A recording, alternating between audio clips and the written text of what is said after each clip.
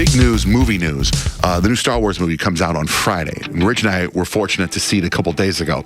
And we had to agree to an embargo where we couldn't talk about it for 2 days, But now we can talk about it. Ta-da! Now. I can't really talk about the first, Kyle, 20 or so minutes because I fell totally asleep. I think that's a big sign. It probably is a big sign. Now, Johnjay can't talk about the remaining hour or so because he fell asleep sitting right next to me. Oh. And how do I know? Because he was doing this. What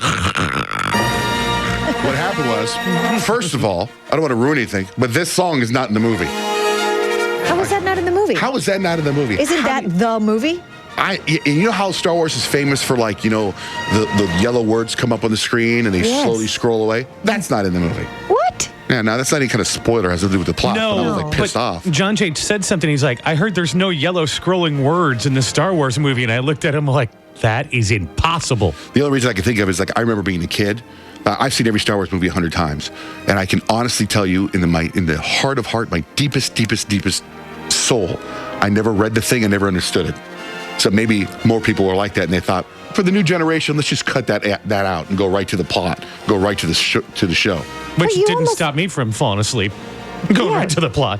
But you almost say even if not, it's a nod or respect to the other ones, right? Yeah, make it shorter then. They don't have to make it as long as it is. Yeah, there's a certain thing with even the Star Wars video games. Even Lego Star Wars has the yellow scrolling words going across. Yeah. I don't know what they were doing. Some consultant probably told them. Some consultant came in. They did a focus blog, and they said they talked to a couple of people that don't like the Star Wars scroll, so they yanked it.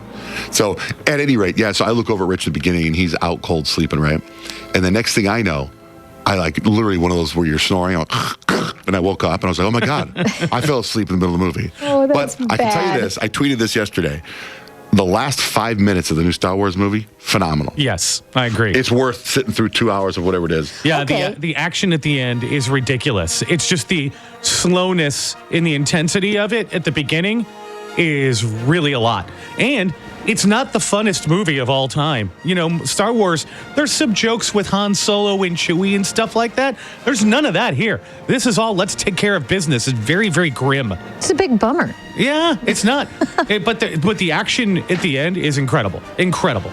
Try to talk to my kids about it, and my kids, they don't want to know anything about it. Not because they're not interested, but it's so weird. They're they don't want any spoilers, Because there's a couple cool surprises in the movie.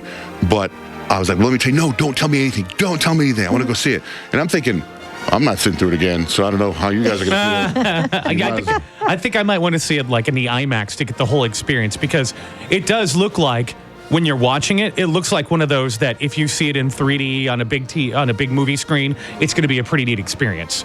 The last one I thought in 3D was incredible. So this one might be that way too, at least towards the end. You'll see. You can walk in late. Maybe you'll have a different experience if you stay awake the whole time. Yeah, maybe I'll know what's going on. Well, I'm sure it'll be number one at the box office also. It's a huge movie.